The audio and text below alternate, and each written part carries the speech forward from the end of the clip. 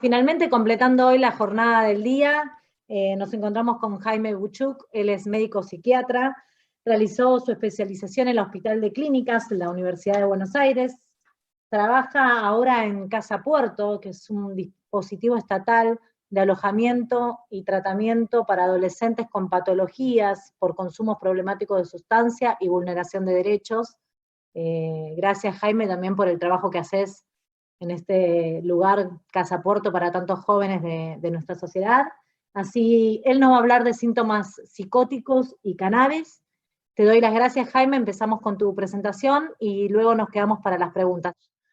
Bueno, en una charla sobre introducción al cannabis terapéutico, la verdad que sobre salud mental hay muchísimo para hablar. Yo elegí comenzar por los síntomas psicóticos y su relación con el cannabis.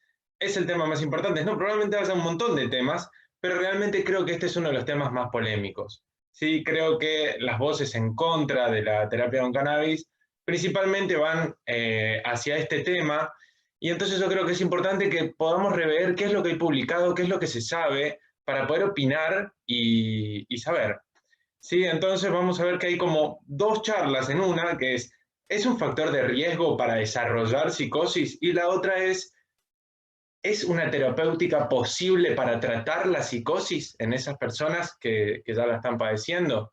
Vamos a tratar de responder esos interrogantes.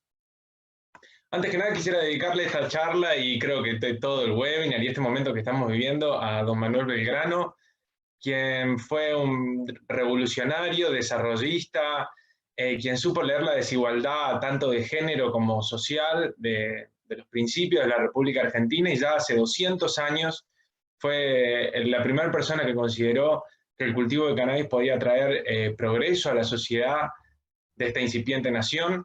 Previo a su muerte dijo: me propuse al menos echar las semillas que algún día fuesen capaces de dar frutos.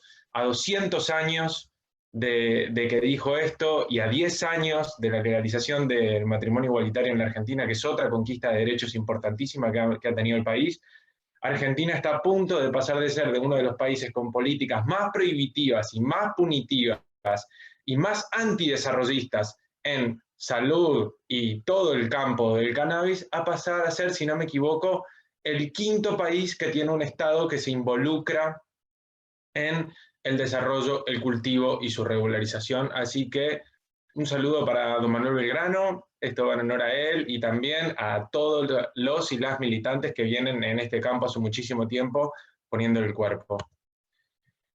Si empezamos por síntomas psicóticos, tenemos que hacer como una aclaración. ¿A qué nos referimos con síntomas psicóticos? Originalmente fueron descritos para la esquizofrenia y se clasificaron en tres grandes grupos. Los positivos, que son esos síntomas productivos, ¿no? Que son los delirios, la paranoia, el pensar de una manera distinta, las alucinaciones, que son las alteraciones de la interpretación de los sentidos, escuchar algo, ver algo, sentir algo, y la desorganización psicomotriz, alteraciones musculares. Los negativos son los que tienen que ver con el apagamiento de la personalidad de la persona. Hay una menor expresión afectiva, hay un menor interés en socializar, hay anedonia, que es falta de la percepción del placer. Estos son síntomas que son permanentes a lo largo de toda la historia de la esquizofrenia. Sobre todo los positivos van y vienen. Estos tienen un curso permanente, y la verdad es que más allá de la psicoterapia, intervenciones psicosociales, la psicología social, que ha dado avances en este sentido, no hay un fármaco hoy en día que tenga comprobada eficacia sobre estos síntomas. Y luego también están los cognitivos, que es que este tipo de trastornos afectan la toma de decisiones, en la memoria, en un déficit de atención. No por nada la primera persona que describió la esquizofrenia la describió como una demencia precoz, como una demencia que le sucedía a la gente joven. Hago una aclaración acá que no tiene que ver con esta charla en específico, pero que es importante siempre recordar, que un trastorno psicótico no significa peligro, ¿sí? No está asociado al peligro este tipo de síntomas, no tiene nada que ver. Entonces esta charla va a ser como para derribar algunos estigmas. Este es uno, por favor, que tiene que quedar en claro. Una persona que convive con la esquizofrenia es una persona que puede convivir en sociedad, y no necesariamente tenga que ser una persona a la cual atribuirle algún riesgo. Saliendo de la esquizofrenia, como vemos que hay otros trastornos de salud mental en los cuales se pueden presentar estos síntomas psicóticos, sobre todo los positivos, La depresión, por ejemplo, existe la depresión psicótica, el trastorno bipolar puede presentar trastornos psicóticos, pero también existen causas orgánicas, como es por ejemplo el síndrome confusional, como puede ser un abuelo o una abuela que tiene una infección urinaria y de repente disvaría, ¿sí? Pueden ser también, existen psicosis autoinmunes, hace pocos años se descubrió que hay enfermedades autoinmunes que atacan nuestro cerebro y se ven como psicosis afuera, eso antes se pensaba que era psicosis, ahora se sabe que son enfermedades autoinmunes. También las demencias, el deterioro senil del cerebro, o también en el Alzheimer, el Parkinson, y en los trastornos del desarrollo, como es el TEA, también puede haber aparición de síntomas psicóticos. Puede. Y también existe causa tóxica, como puede ser el consumo, la abstinencia a sustancias, y yo abro un interrogante ahí que es una alteración del sistema endocannabinoide. ¿Acaso nos estaremos perdiendo de algo? Fue una pregunta que se hizo Rafael Meyulán cuando pensaba por qué el cannabis hace algo en el cuerpo y después descubrió el sistema endocannabinoide. Bueno, hoy en día empezamos a ver que hay ciertos patrones de que cuando hay una alteración del sistema endocannabinoide hay cosas que se cumplen. Por ahí aparecen síntomas psicóticos, por ahí aparece depresión, por ahí aparecen alteraciones del intestino, con alteraciones en su ritmo, por ahí aparecen alteraciones en la piel, por ahí aparecen mayor tendencia a infecciones, por ahí aparecen mayor tendencia a las adicciones, y en realidad lo que estamos, si pudiésemos, y si tuviésemos la aparatología para poder medirlo, podríamos ver de que hay muchas de estas causas que se explican por un desbalance del sistema endocannabinoide. Primum non nocere, o lo primero es no dañar, lo dijo Galeno 100 años después de Cristo, y para no dañar hay que conocer, porque a veces incluir una terapia que puede ser dañina, puede ser peligroso, pero también si hay una terapia que está siendo efectiva y nosotros a la persona le decimos, no, eso lo tiene que dejar porque no se sabe, y eso le trae un daño a la persona, estamos haciendo algo que va en contra de los pilares bioéticos de nuestro ejercicio, que es, lo primero es no dañar.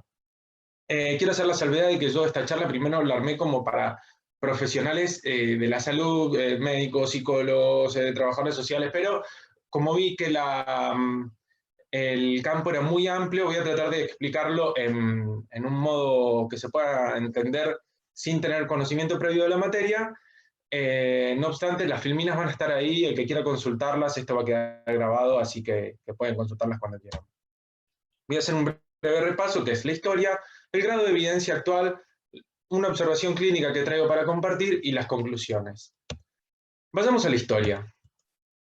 2600 a.C., el herbario de Shen Nun, el emperador chino Shen Nun, ya rezaba lo siguiente: Ma Fen, que es como se la conoce en China, es: el Ma Fen es picante cuando se come, pero tiene un veneno bueno para los 5 órganos, para equilibrar los cuerpos del yin-yang. Si comes de más, verás fantasmas blancos caminando, comiendo lo suficiente, sabrás cómo hablar con los dioses. No es una droga importante, pero sabe bien, no es áspera y no es tóxica. Puede ayudar a muchos medios, ayuda a mucha energía, a todo el cuerpo, detiene el sudor debido al frío, saca el agua del cuerpo, se la orina, piel, estómago, siempre mujer con bebé, pelo largo, puede ser medicina ahora.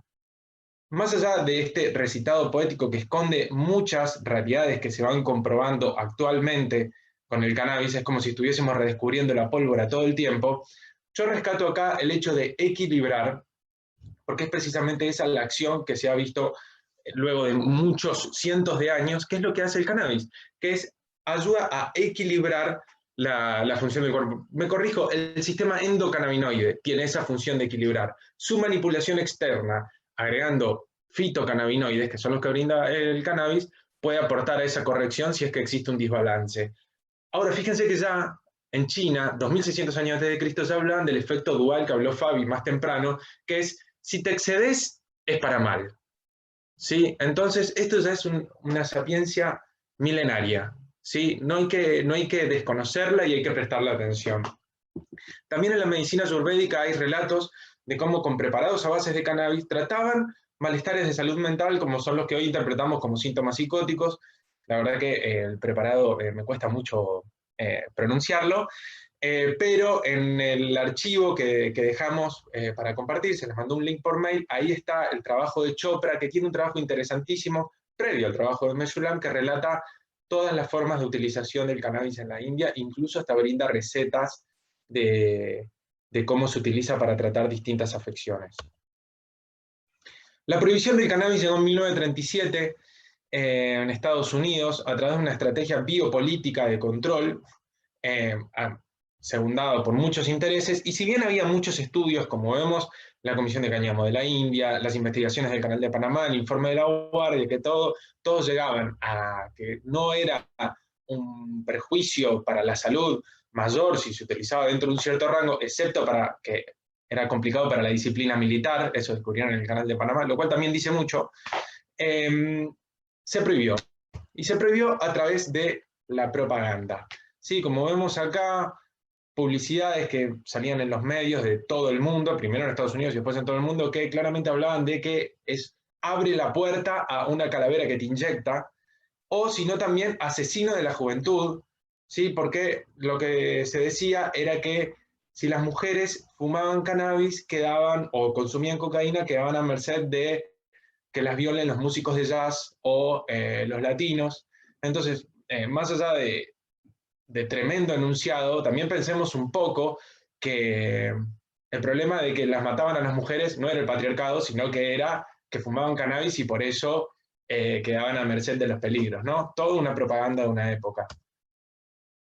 También lo podemos comprobar con esto, que es una aplicación que tiene Google para que hace un rastreo de todas las palabras de todos los libros que están subidos en Google Books, y cómo podemos ver que la palabra cannabis figura ya previo al 1800, tiene un auge a finales del 1800, que es cuando la terapia canábica empieza a cobrar un auge en Occidente, y después con la prohibición baja rotundamente y comienza la palabra marihuana o marihuana, que es el nombre que se eligió para asociarla a la población latina y así estigmatizarla.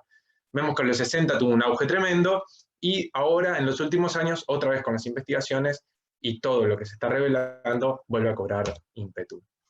Acá lo tenemos al profesor Meshulam, a quien le debemos el redescubrimiento de todo esto. En la década del 60 logró aislar e identificar el THC decarboxilado, que es el principio activo, psicoactivo, perdón, de la planta de cannabis. Uno de los que hay, es el más notorio porque es el que está en una alta concentración y es potente, y también el CBD, que sería como su contraparte, que también lo descubrió el equipo de Meshulam, y recién en la década del 90, como yo decía, él se preguntaba, ¿nos estamos perdiendo de algo? Sí, descubrieron que nuestro cuerpo tiene parte planta, y que, como explicaron Luis y Fabián anteriormente, tenemos receptores y sintetizamos compuestos muy similares a la planta que conforman toda esta regulación corporal que se llama el sistema endocannabinoide. Estos endocannabinoides, que son los que sintetizan nuestro cuerpo, son la anandamida y el 2-AG.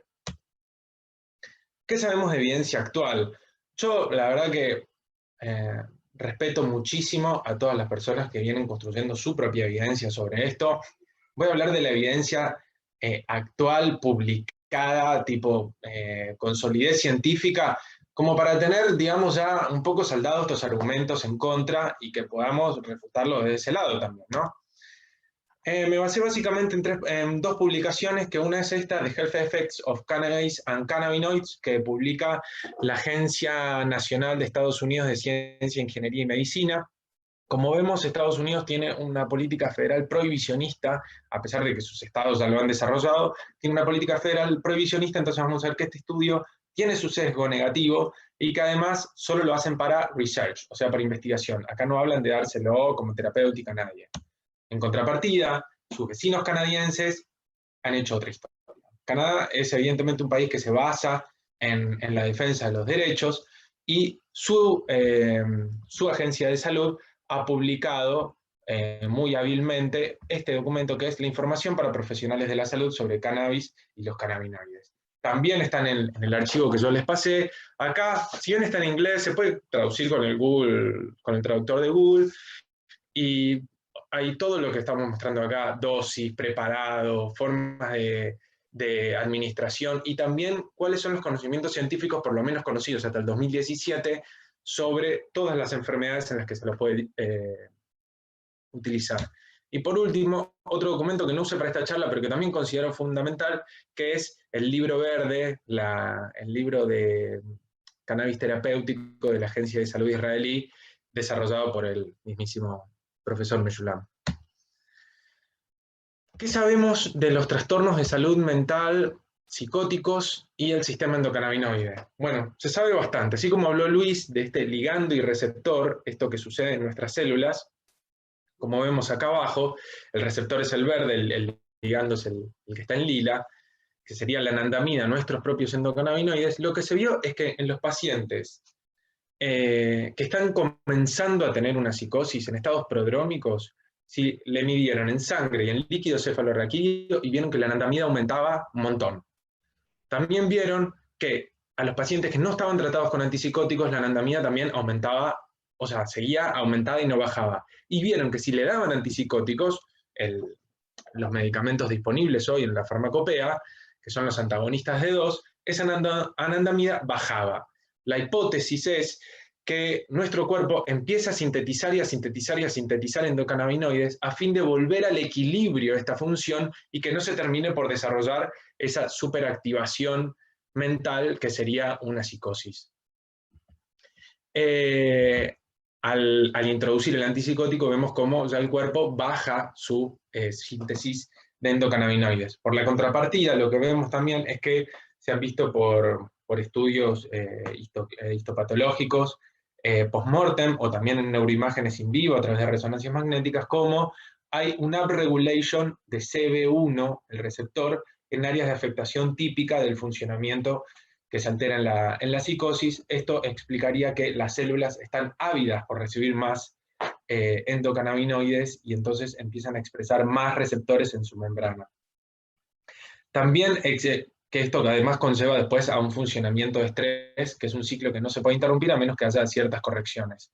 También existe un polimorfismo genético que se han identificado que serían como predictores de padecer psicosis, entre los cuales se encuentra la alteración del receptor CB1. Entonces fíjense cuán importante es. O sea, estamos hablando de que, o sea, un actor principal en todo lo que está sucediendo. Aclaro que este polimorfismo genético se tiene que sumar a factores ambientales como vivir en una ciudad, haber sufrido abuso, maltrato, trauma, o tener un abuso excesivo de sustancias psicoactivas. Eso, todo esa mezcla multifactorial podría llevar al desarrollo de una psicosis. Como ya habló Fabiana y Luis, el delta-9 tetrahidrocannabinol, que es el producto de calentar el producto ácido que genera la planta, que es el THC ácido. Principalmente lo que vemos acá es que tiene es agonista del receptor CB1 más que el CB2, y ahí tiene cuáles serían sus acciones, qué acciones explicaría. También rescato que tiene una actividad anticolinesterasa, lo cual sería de utilidad en el Alzheimer y en la miastenia gravis para mejorar el transcurso de esa enfermedad.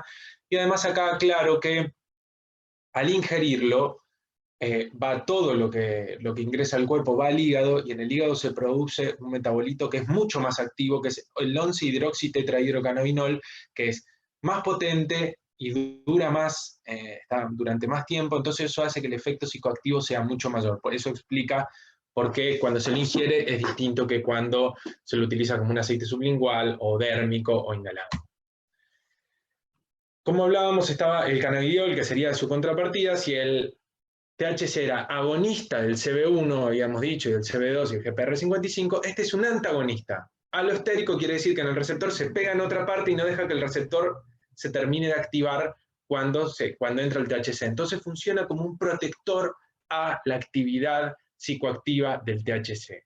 Sí, insisto, cuando hablamos de THC no estamos hablando de que no tiene propiedades terapéuticas, las vimos, volvimos, miren todo el listado que hay, pero sí tenemos que estar atentos de esta actividad psicoactiva y vamos a ver que existen maneras de controlarla.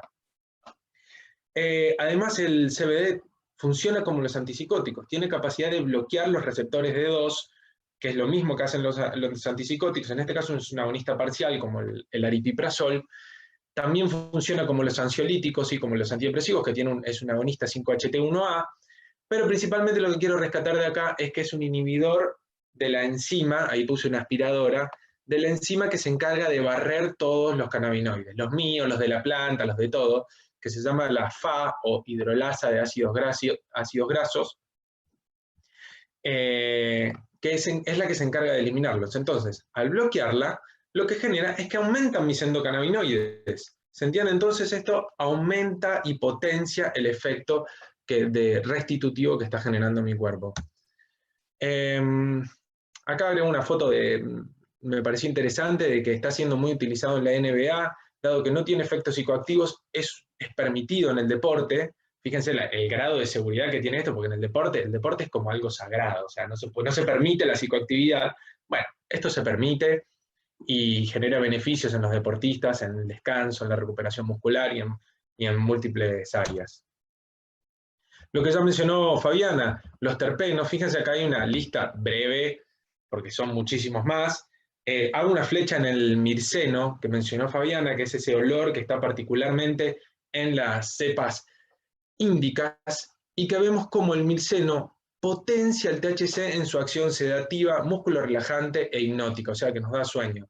Esto yo lo pongo acá para que no nos quede la idea de que el THC sube y el CBD baja. No, no. Si bien un exceso, pensemos en esto lo que decían los chinos, no te pases, un exceso de THC va aumentando cada vez más la actividad psicoactiva, depende cómo se potencia con el efecto séquito, esa actividad del THC va hacia un lado o va hacia otro.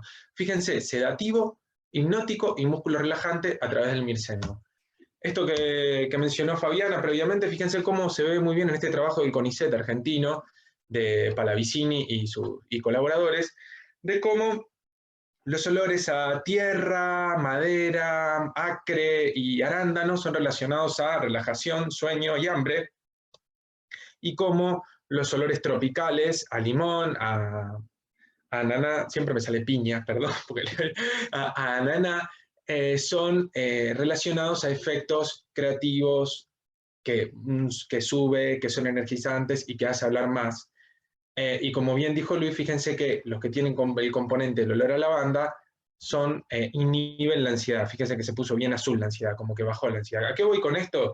Que si bien existe la materia del cromatógrafo, hoy en día nosotros contamos con un cromatógrafo en nuestro cuerpo, que es la nariz, y que aquellos que lo tienen entrenado pueden reconocer cuál será y predecir cuáles serán los efectos de las distintas cepas de cannabis a través de cuáles son los olores que tienen. Al igual que como aquellos que catan Malbec o Chardonnay y esos vinos. Repasando un poco cuáles son las poblaciones que hay que tener especial cuidado a la hora de utilizar cannabis terapéutico. O sea, ¿qué quiero decir con esto? Que hay que hacer una correcta evaluación de riesgo-beneficio, que los riesgos no sean mayores que los beneficios potenciales, ¿sí? No significa que no se pueda utilizar. En menores de 25 años, ¿por qué? Porque el sistema nervioso central se desarrolla desde la vida intrauterina y con una plasticidad bastante notoria, utilizando el sistema endocannabinoide para ese desarrollo hasta la edad de 25 años. Entonces, la verdad que la utilización en los jóvenes hay que tenerla en cuenta, digamos que lo amerite y pensar bien ese caso, lo cual no significa que por un caso terapéutico no lo pueden utilizar, es mucho peor padecer una enfermedad, y sí abro la posibilidad de decir que aquellos jóvenes que lo utilizan de manera, digamos, como un consumo recreativo, que sepan que no es tampoco algo totalmente inocuo, que no pasa nada, que traten de estirar lo máximo posible la edad de inicio, no está bueno comenzarlo de muy chico, y siempre, digamos, como decían los chinos, dosis y respuesta, no hace falta quedar re loco y algo así, ¿no? Trastorno por el uso de sustancias, o sea, el exceso está asociado o está descrito a que puede llevar hacia una mala utilización, como veíamos eso dual. La anticoagulación, porque potencia la enfermedad cardíaca inestable, la enfermedad pulmonar inestable, si es que se utiliza el inhalado, solo en ese caso. El embarazo y la lactancia, evaluar riesgo-beneficio, y, que es lo que nos atañe hoy, esquizofrenia, psicosis o trastornos de la salud mental descompensados. ¿Se puede utilizar en esos casos? Entonces, vamos a empezar primero sobre uso adulto, o sea, aquellos que no padecen previamente psicosis y que se preguntan si me puede generar psicosis.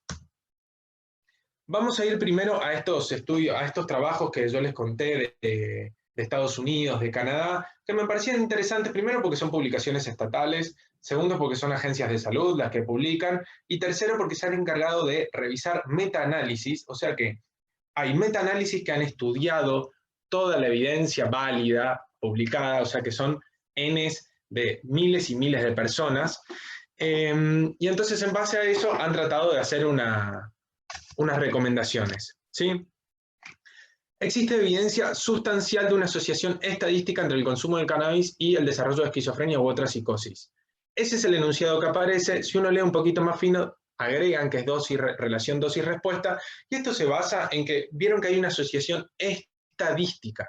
Acá en ningún momento dijeron que hay una asociación psicopatológica o que hay una asociación biológica de que alteró las neuronas y se vio que eso produjo psicosis. Es una asociación estadística y dosis-respuesta. Se vio que en lo que son aquellas personas que hacen un uso o abuso de esto, digamos, que lo utilizan sin ningún tipo de control propio y que en altas dosis y diariamente, y sepas, como vamos a ver después, en THC tienen mayor riesgo que las otras. Ahora, igual esto aclaro en la asociación estadística, porque hoy por hoy las teorías más recientes sobre la fisiopatología de la esquizofrenia habla de que tiene el mismo asiento neurobiológico que el desarrollo de las adicciones, ¿sí? Las vías de glutamato, las vías de GABA, la alteración de esas vías pueden llevar tanto hacia el desarrollo de una esquizofrenia como al desarrollo de una adicción, o lo que se llama una patología dual, que sería padecer las dos cosas al mismo tiempo. Entonces acá no podemos hablar de que haya una asociación de que porque consumieron cannabis se alteró. Después, existe limitada evidencia de su asociación con el desarrollo de trastorno bipolar, lo cual se haría exclusivamente en los usuarios frecuentes, y si se saca, lo cual esto yo lo agrego porque no está en el enunciado, pero cuando uno lee la letra fina está, que si se ve los casos que no utilizaron alcohol o no utilizaron otras sustancias, como el humo del tabaco, la relación es insignificante. Entonces, este afirmado ya estamos en condiciones de, a ver si me sale, de tacharlo. Sí, porque se dice que la asociación exclusivamente con el cannabis es insignificante. Bueno, podemos hablar de un montón de factores, que eso por ahí la persona no se perdió el trabajo y por eso estuvo consumiendo un montón de sustancias y lo que sea. Pero ojo con este tipo de enunciados porque son frágiles a nivel metodológico. Después cuando vamos a Canadá, que claramente los canadienses avanzan un poco más en el conocimiento, ya no hablan de cannabis, que puede ser, como explicó Fabi, un montón de cepas, sino que evidencia significativa de que hay estudios preclínicos, quiere decir en animales, clínicos, quiere decir en personas, y epidemiológicos, quiere decir que estadísticas, que sugieren que hay una asociación entre el uso del cannabis, THC predominante o THC puro, con, además, una asociación dosis-respuesta. No sería beneficioso y de hecho podría ser dañino para aquellos que sufren trastornos psicóticos o que pudiesen tener una predisposición genética. Este es un enunciado válido, ¿sí? O sea, fíjense cómo todo lo que vamos viendo, lo que nos está diciendo es la falta de CBD, una dosis que esté por encima de lo necesario, son factores que llevan a que si existe una predisposición a padecer un trastorno psicótico, eso pueda suceder. Y cuando digo trastorno psicótico, no digo psicoactividad, porque psicoactividad es el efecto que puede suceder momentáneamente, que puede hacer que uno sienta distintos los sabores, que se ríe un poco más, que haga que se conecte con el placer. Cuando hablamos de un trastorno psicótico quiere decir de algo que se me vuelve rígido, inflexible y que me trae un problema, ¿sí? En individuos que tengan una predisposición.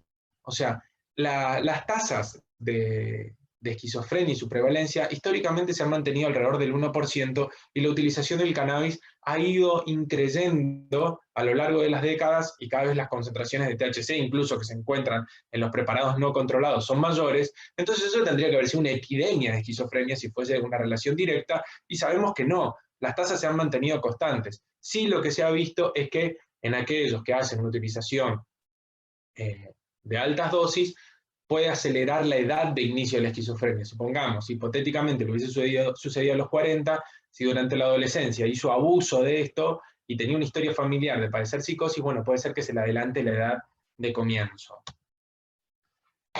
Existe evidencia disponible de estudios, otra vez, con esa índole, que el CBD podría jugar un rol protector contra la manifestación de los síntomas psicóticos. Y esta recomendación de Canadá va más allá y dice, los hallazgos sugieren que el CBD, especialmente radioactivos, 2:1, y cuando es coadministrado, o sea, que lo recibe en conjunto, digamos, una dosis de CBD con la de THC, minimizan los efectos psicóticos, ansiogénicos, o sea, que me ponga ansioso, y cognitivos observados en la administración del THC. O sea que estos efectos sobre la memoria a corto plazo y demás se minimizan con el CBD, y acá ya nos están tirando un ratio de protección. Un ratio 2:1, según esta agencia estatal, sería suficiente. 2:1 o mayor. Este enunciado me parece importante porque dice, gran parte del cannabis callejero consumido, ya sea para fines médicos o no médicos, generalmente es alto THC y bajo CBD. Esto es lo que ha logrado la prohibición. Que no haya un Estado que haya estado regulando es lo que ha hecho que esto esté en manos en manos espurias, para decirlo de cierta manera, que claramente no se fijan si cuando cruzan un prensado a través de la frontera, si cumple con los estándares de seguridad. Eso no importa en el mercado negro. Entonces, fíjense la importancia de este paso que está dando Argentina en regular. Canadá, que lo tiene regulado desde el 2000 el terapéutico y desde hace dos años o tres el no médico, lo que dicen es que ya los productores que están regulados tienen cepas con iguales cantidades de THC o CBD 2:1, y que incluso algunos tienen 24% de CBD, que es un montonazo, y que esto ya pues, empieza a poner como una posibilidad ese uso que a la vez pueda ser un uso terapéutico en los casos que requieran altas dosis de CBD. Como recomendación, Canadá lo que dice es comenzar bajo e ir lento, esto ya lo vimos, dosis de THC bajas. ¿Qué es bajo? 2,5 miligramos de THC o incluso menos, 1 miligramo de THC, que coincide con lo que dijo Fabiana antes.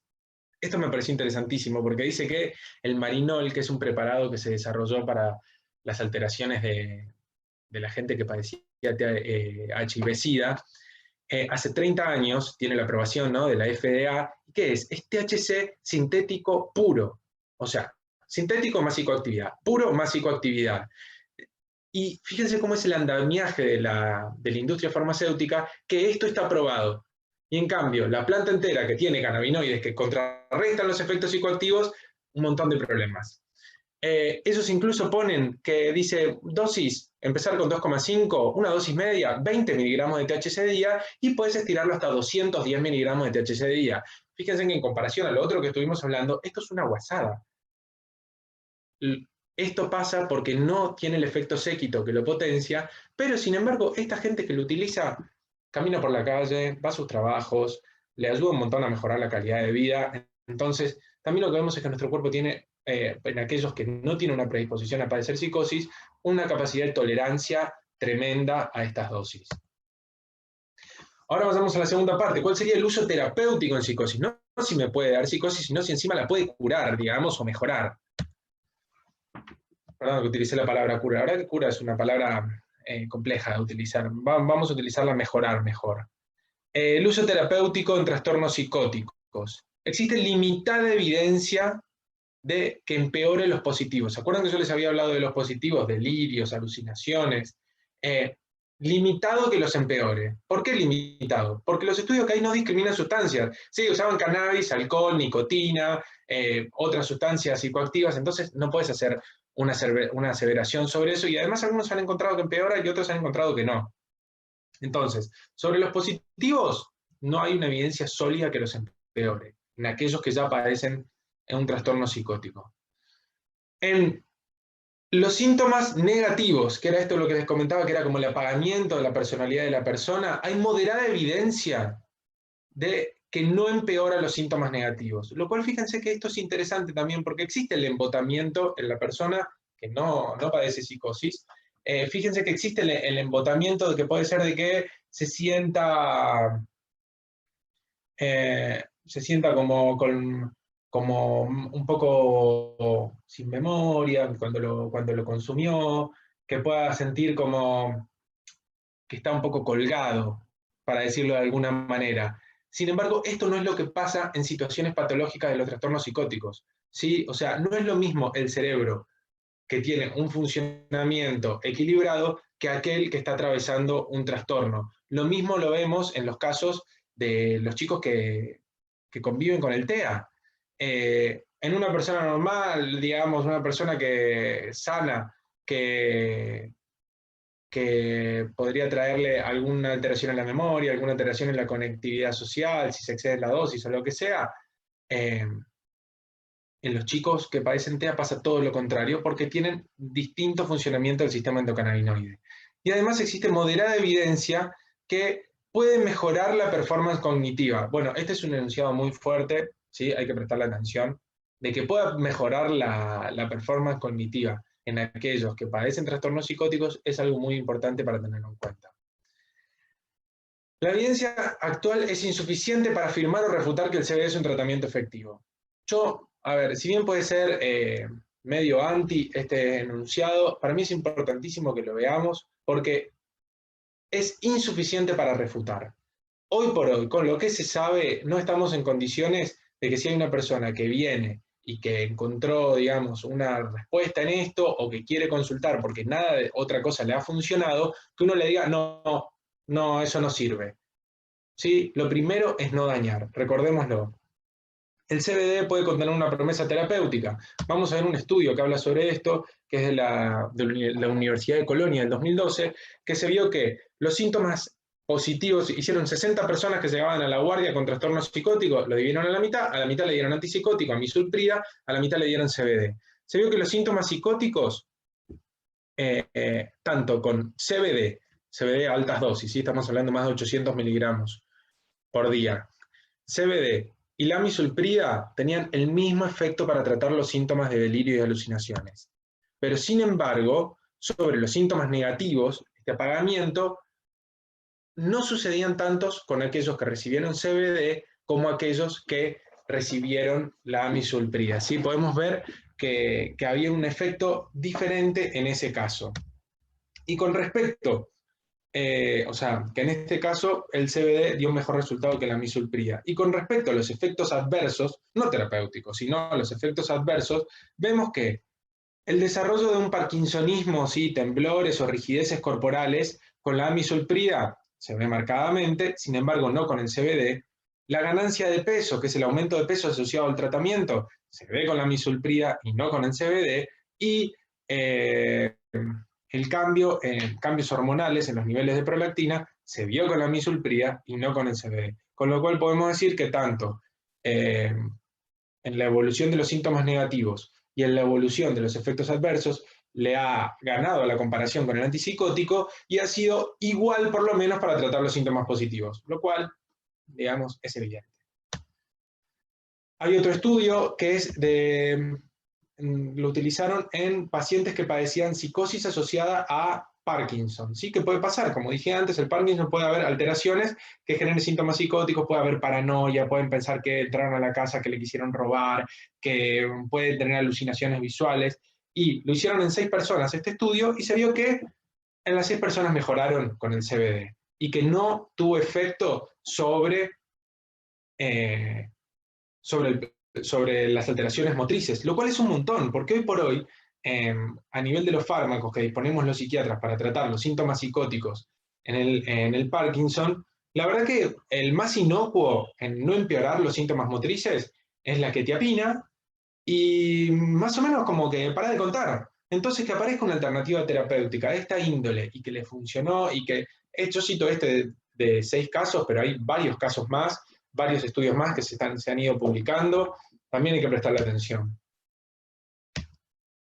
Caso clínico que traje para compartir.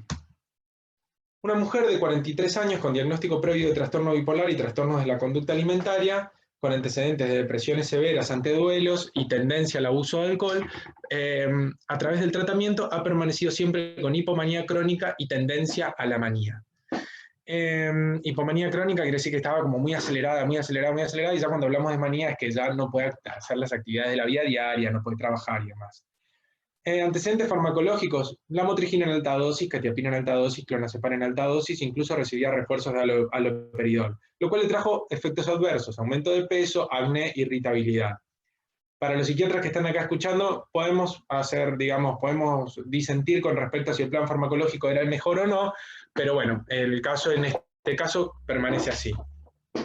Inició acompañado por su esposo un aceite que le refirieron en una red de cultivo como CBD Jam. La CBD Jam es una cepa índica sativa que tiene un ratio en teoría 2:1 CBD y que tiene un conocido efecto terapéutico en distintas afecciones. Comenzó con 1 gota por día, 4 meses antes de la consulta, intentó subirla hasta 3 gotas y cuando la intentaba subir se aceleraba, pero sin embargo con ese efecto de una sola gota de este preparado, logró ir reduciendo la medicación sin tener estas esta tendencia hacia acelerarse. Bajó, como vemos, la quetiapina, la bajó a 200 miligramos y el clonazepam lo bajó en un 25%. Entonces, llega hacia la consulta y me solicita acompañamiento en su decisión, que dice que él lo que quiere es que un médico le acompañe en esto, que ya vio que le hace bien y que quiere continuar por ese camino.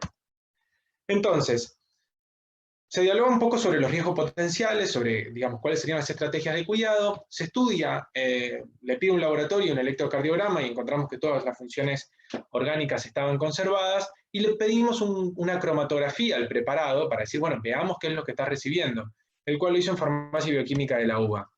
Vimos que en realidad no tenía CBD, tenía THC, y la verdad que a través de las diluciones era una dosis de THC relativamente baja. Acuérdense que hablábamos de que 1 miligramo, 2,5 miligramos, esto cada gota tenía 0,04 miligramos. O sea, acá estamos hablando de una microdosis de THC.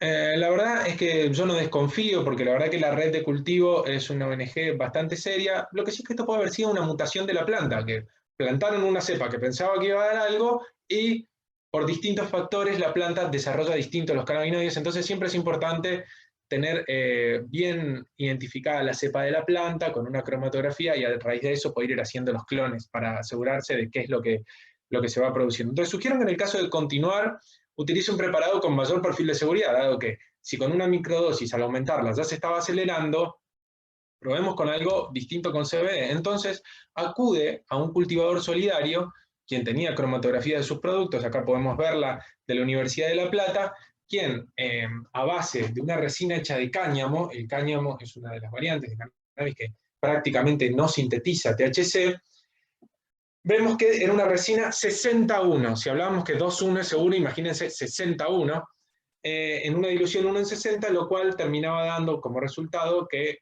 por cada gota que recibía tenía 1 miligramo de CBD y 0,01 miligramos de THC. Funcionó durante un tiempo, pero generó tolerancia. ¿Sí? Como que el efecto se empezó a ir y entonces empezaba como a necesitar más gotas, y esto es algo que se ve cuando pensamos en la monomolécula. ¿Sí? Si pensamos que el CBD va a ser la respuesta, se ha visto que el CBD solo genera tolerancia y el efecto se pierde. Entonces, ¿qué fue lo que hicimos? Como la paciente no estaba en condiciones de cultivar su propia medicina y continuaba accediendo a este cultivador solidario, que además tenía el desarrollo de esta cepa Y cromatografiada, que era una cepa, como vemos ahí, con 1:1, era el ratio, lo que se hizo fue mezclar 50% la resina de cáñamo que les había mencionado antes y 50% de esta Y sin decarboxilar. Y fíjense que sin decarboxilar, pero no me decís, pero sin decarboxilar no excede la barrera hematoencefálica porque es ácido. Y no, fíjense que, sin embargo, funciona, y al no estar decarboxilado lo que hicimos fue minimizar la psicoactividad. Entonces, con un ratio 3:1 y el efecto del CBD potenciado por el efecto séquito de cannabinoides ácidos, logramos que hoy por hoy, en 3 gotas al día, está sintiendo el mejor bienestar desde que lo comenzó, y ya vamos 6 meses de seguimiento, refiere bienestar y no ha habido eventos psicoactivos. Agrego acá que además se indicó omega 3 de origen animal. La paciente refirió que no comía, que en su vida comió pescados. Y esto, digamos, es algo que tenemos que tenerlo en cuenta, porque el peso seco de nuestro cerebro en omega 3 es altísimo. Entonces su aporte es fundamental, y su falta de aporte genera ansiedad, genera trastornos del estado del ánimo, predispone a adicciones. Se ha visto que la gente que no consume omega 3 fuma más tabaco que la gente que sí consume. Entonces, dado que no quería empezar a comer pescado, se fue por la vía del comprimido omega 3 animal. Conclusiones, y ya para terminar, que nos hemos pasado un poquito, sobre el uso en la población general, existe evidencia milenaria de sus efectos terapéuticos en distintas afecciones de la salud, y además que es seguro. Un colega le escuché una vez decir que el cannabis tiene la fase 4 más prolongada de la historia de la medicina, y la verdad que es verdad. O sea, ya llevamos casi 5.000 años probándolo y sin embargo no hay suficientes estudios. La utilización de la planta de cannabis está estigmatizada a causa de la propaganda prohibicionista del siglo XX, carente de fundamentos teóricos. Las políticas de regulación y el acompañamiento profesional, en los casos que así lo requieran, son importantes para prevenir los trastornos asociados al uso inseguro. Altas dosis, cepas o preparados THC predominantes se asocian a un aumento de la psicoactividad, lo cual puede desencadenar psicosis inducidas en sujetos con predisposición previa. ¿Sí? El efecto séquito de todos los componentes de la planta es un factor de protección. ¿Sí? El efecto séquito de todos los componentes de la planta es un factor de protección, dado que minimiza los requerimientos de la dosis y además minimiza la aparición de efectos adversos. También quiero agregar que la actividad psicoactiva, no los trastornos psicóticos, la actividad psicoactiva no siempre es indeseada. En algunas personas ayuda a conectar con el placer y sus beneficios secundarios, y siempre y cuando no conlleve un riesgo para sí o para terceros, su ejercicio y regulación debería permanecer bajo el ámbito privado de la persona. Sobre el uso terapéutico en la población que ya padece trastornos psicóticos, ante el descubrimiento de todos estos años, existen datos relevantes y promisorios de su efectividad terapéutica. Existe fragilidad metodológica en los datos que operan en su contra. Perfil de efectos adversos motrices, cognitivos, metabólicos y hormonales es mejor que el de la medicación actualmente disponible y existen maneras de aumentar la seguridad de su uso utilizando ratios mayores a 2:1, mayores o iguales, mínima dosis efectiva, seguimiento profesional cercano y detallada evaluación riesgo-beneficio, que hacen de esta una alternativa o coadyuvancia terapéutica válida y sobre todo en los casos refractarios a los psicofármacos que actualmente existen. La información es poder y recordemos, lo primero es no dañar. Gracias a todos los que han estado presentes y además quiero agradecer a todo el equipo de ProCan que ha hecho un esfuerzo tremendo para que estemos hoy acá. Así que bueno, gracias Carolina, vos que estás ahí. Y bueno, creo que pasamos a las preguntas.